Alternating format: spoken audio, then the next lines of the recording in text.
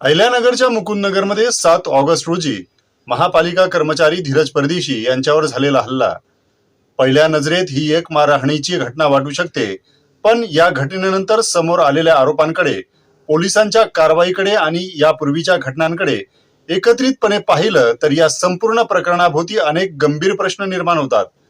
आणि म्हणूनच आजचा प्रश्न केवळ धीरज परदेशी यांच्यावर हल्ला कोणी केला इतकाच नाही, तर हा हल्ला का झाला, त्यामागे पूर्वनियोजन होतं का, आणखी कोणाचा सहभाग आहे का आणि पोलिसांचा तपास या घटनेच्या मुळापर्यंत पोहोचणार का, हा आहे खरा प्रश्न।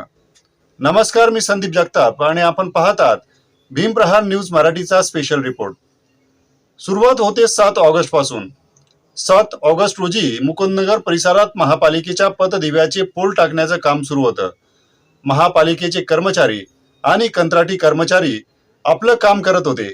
याच वेळी कंत्राटी कर्मचारी धीरज परदेशी याच्यावर जमावाकडून हल्ला झाल्याचा आरोप आहे। हल्ल्यात तलवार आणि इतर धारदार शस्त्रांचा वापर झाल्याचा आरोप करण्यात आला। धीरज परदेशी गंभीर जखमी झाले आणि त्यांना उपचारासाठी खासगी रुग्णालयात दाखल करण्यात आलं। घटनेनंतर परिसरात तणावाचं वातावरण निर्माण झालं। पोलीस घटनास्थळी पोहोचले आणि इथून सुरू झाला तपास।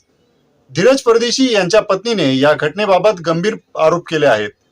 त्यांच्या म्हणण्यानुसार धीरज यांच्या कपाळावर भगवा टिळा असल्याच्या कारणावरून त्यांच्यावर हल्ला करण्यात आला। हल्ल्यावेळी इसको मार डालो अशा घोषणा दिल्याचाही आरोप करण्यात आला। हे आरोप सध्या कुटुंबियाच्या म्हणण्यावर आधारित आहेत। त्यामुळे तपास यंत्रणेने या आरोपांची स्वतंत्रपणे पडताळणी करणं अत्यंत महत्त्वाचं ठरणार आहे। कारण जर हल्ल्याचं कारण धार्मिक द्वेष असल्याचं पुराव्यांमधून सिद्ध झालं तर या प्रकरणाचं गांभीर्य आणखी वाढू शकतं, पण जर कारण वेगळं असेल तर तेही तितकं स्पष्टपणे समोर येणं आवश्यक आहे। म्हणूनच भावनेपेक्षा पुरावा महत्त्वाचा ठरणार आहे। आता पोलिसांच्या कारवाईकडे पाहूया। या प्रकरणात पोलिसांनी सुरुवातीला आरोपी युनुस खान साहेब शेख याला अटक केली। यानंतर तपासाचा माग काढत पोलीस हैदराबाद पर्यंत पोहोचले। संशयित आरोपी मेहराज सय्यद, मुस्तकीन सय्यद आणि सिराज सय्यद यांना ताब्यात घेऊन अटक केल्याची माहिती समोर आली। म्हणजे आतापर्यंत 4 जण पोलिसांच्या ताब्यात आहेत।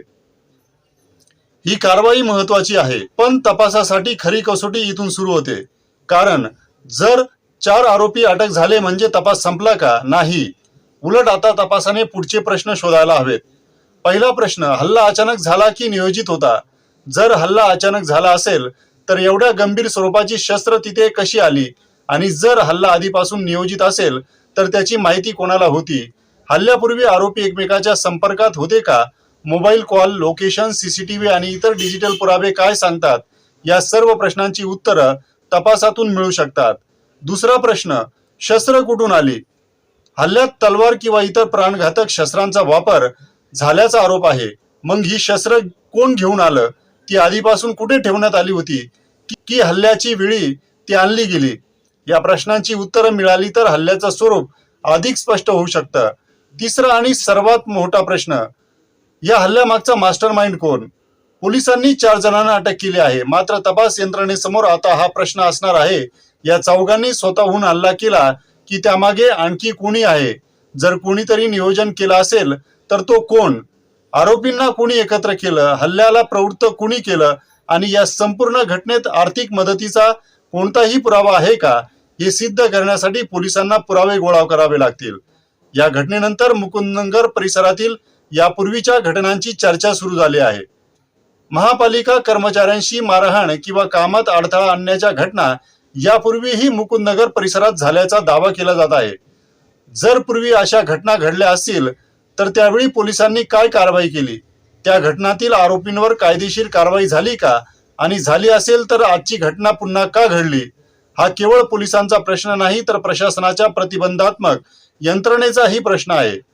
घटनेनंतर आमदार संग्राम जगताप यांनी रुग्णालयात जाऊन जखमी कर्मचाऱ्यांची भेट घेतली।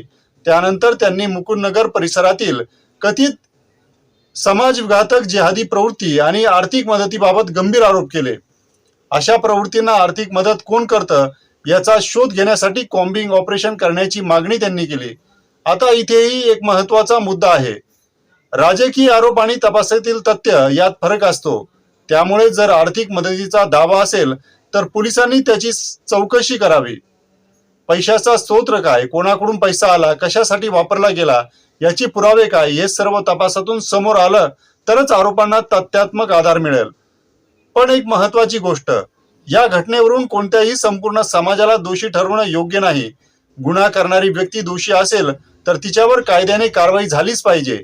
धर्म, जात किंवा समाजाच्या आधारावर संपूर्ण समुदायाला आरोपीच्या पिंजऱ्यात उभं करणं योग्य नाही. पण त्याच वेळी जर तपासात धार्मिक द्वेष, पूर्वनियोजन, संघटित हिंसा किंवा आर्थिक मदतीचे पुरावे समोर आले तर दोषींवर कायद्याच्या चौकटीत कठोर कारवाई झाली पाहिजे. न्याय हा व्यक्तीच्या कृत्यावर आधारित असला पाहिजे, ओळखीवर नाही. आता शेवटचे आणि सर्वात महत्वाचे प्रश्न. धीरज परदेशी यांच्यावर हल्ला नेमका कशामुळे झाला? त्यांच्या पत्नीने केलेले आरोप तपासात सिद्ध होतात का? 4 आरोपी पलीकडे आणखी कोणाचा सहभाग आहे का? हल्ल्याचं नियोजन आधीपासून झालं होतं का? शस्त्र कुठून आली? आर्थिक मदतीचा पुरावा आहे का? आणि सर्वात महत्वाचं, या प्रकरणाचा तपास हल्ला करणाऱ्यांपर्यंत मर्यादित राहणार की त्यामागील संपूर्ण साखळीपर्यंत पोहोचणार? कारण एखाद्या गुन्ह्याचा तपास केवळ कोणी केलं इथपर्यंत मर्यादित नसतो, तर का केलं, कसं केलं, कोणी मदत केली आणि यामागे आणखी कोण आहे, याची उत्तरं मिळाली तरच या हल्ल्याचं खरं गूढ उलगडेल. मुकुंदनगर मधील धीरज परदेशी हल्ला प्रकरणात पोलिसांनी 4 जणांना अटक केली आहे. आता संपूर्ण अहिल्यानगरची नजर एका गोष्टीवर आहे, पुढचा नंबर कोणाचा आणि या तपासातून खरंच मास्टर माइंड पर्यंत पोलीस पोहोचणार का? याचं उत्तर आगामी तपासात मिळणार आहे. अशाच नवनवीन विश्लेषणात्मक स्पेशल रिपोर्टसाठी पाहत राहा भीमप्रहार न्यूज मराठी. धन्यवाद.